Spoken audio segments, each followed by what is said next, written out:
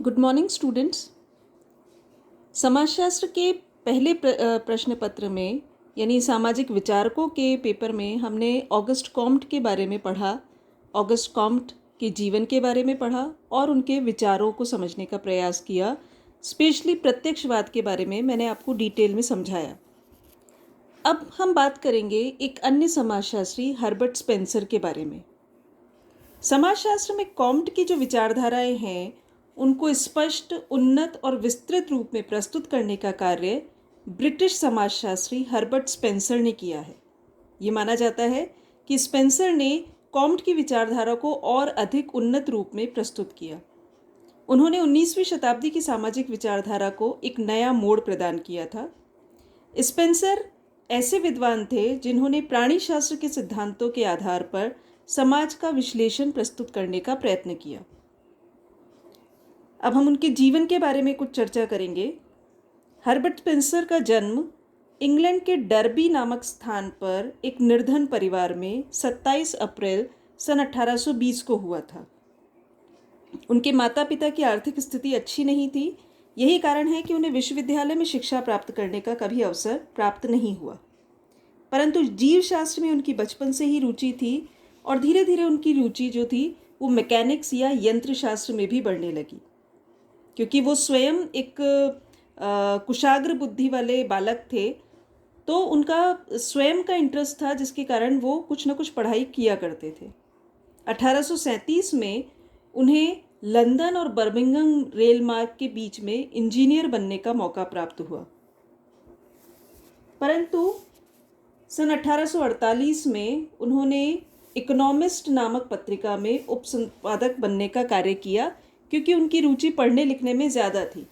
हालांकि वो एक लंबे समय तक इंजीनियर के पद पर भी कार्यरत रहे थे। इंजीनियरिंग विषय में भी उनकी रुचि थी और उन्होंने उसमें भी कई लेख प्रकाशित करवाए थे।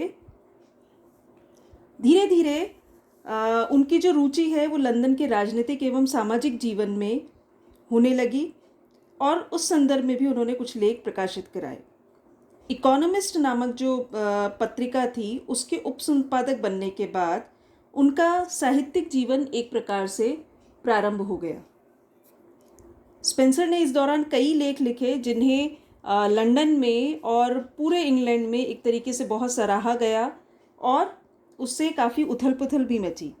उनका एक लेख था the proper sphere of government और एक अन्य लेख था the dissident of decent.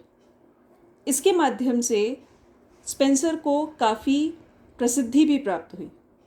Economist नामक पत्रिका में उन्होंने लगभग 5 वर्ष तक काम किया। इस दौरान उन्हें कई उच्च एवं प्रमुख व्यक्तियों से मिलने का अवसर मिला। सार्वजनिक कार्यों में भी उनकी रुचि बढ़ी। 1850 में उन्होंने अपनी पहली पुस्तक सोशल स्टैटिस्टिक्स लिखी। इसी पुस्तक में स्पेंसर ने अपना एक बहुप्रसिद्ध जो सिद्धांत है सामाजिक उद्विकास का सिद्धांत, उसका प्रतिपादन किया था। स्पेंसर का जीवन जो है वो बहुत संघर्षपूर्ण रहा था। उनका स्वास्थ्य भी बहुत ज़्यादा ठीक नहीं रहा, कभी आर्थिक दशा भी ठीक नहीं थी और लेखन कार्य से भी उन्हें बहुत अधिक धन प्राप्त नहीं हुआ था।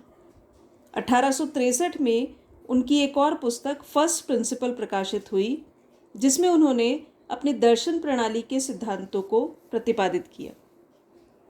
1858 में भी उन्होंने सिंथेटिक फिलॉसफी नाम से एक योजना भी प्रकाशित की थी, जिसमें उन्होंने उद्विकास के सिद्धांत की सार्वभौमिकता के बारे में जिक्र किया था। 1968 के बाद स्पेंसर काफ़ी प्रसिद्ध हुए। उनकी रचनाओं की काफ़ी बिक्री हुई। उनका आर्थिक जो स्थिति थी उनकी वो भी उसमें भी सुधार आया और उनका बाकी का जीवन जो है वो सुख से व्यतीत हुआ।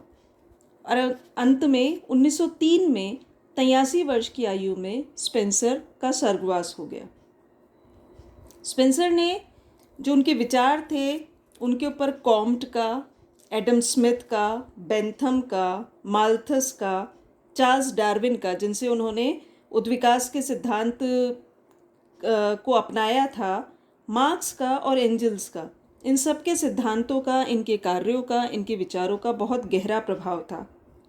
समाजशास्त्रीय विचारधारा में स्पेंसर का जो उद्विकासवादी सिद्धांत है वो आज तक काफ़ी मान्यता प्राप्त है, जिसमें उन्होंने मनुष्य की आदिम अवस्था से लेकर सभ्यता की अवस्था तक उसकी जो भी एक यात्रा है उसके बारे में उल्लेख किया है। इसके अतिरिक्त स्पेंसर की जो खास पुस्तकें हैं, जो उनकी खास रचनाएं हैं, उसमें जो मैं पहले भी बता चुकी हूँ आपको, सोशल स्टैटिस्टिक्स उनकी पहली किताब 1850 में प्रकाशित हुई थी। 1863 में उनकी तीसरी किताब थी फर्स्ट प्रिंसिपल्स, जिसे काफ़ी प्रसिद्धि प्राप्त हुई। सोशियोलॉजी के क्षेत्र में द स्टडी ऑफ सोशियोलॉजी और द प्रिंसिपल्स ऑफ सोशियोलॉजी, जिसके 3 खंड आए थे, वो काफ़ी प्रचलित रही। इसके अलावा स्पेंसर की किताब डिस्क्रिप्टिव सोशियोलॉजी, इसके 8 विस्तृत एटलस प्रकाशित हुए थे। इन सारी किताबों में स्पेंसर ने समाजशास्त्र और समाज के जो भी अन्य क्षेत्र हैं उन सब के बारे में बहुत महत्वपूर्ण अपने विचार प्रस्तुत किए हैं, जिनको हम आज तक अपनाते हैं और जिनके आधार पर समाजशास्त्र आज भी खड़ा है।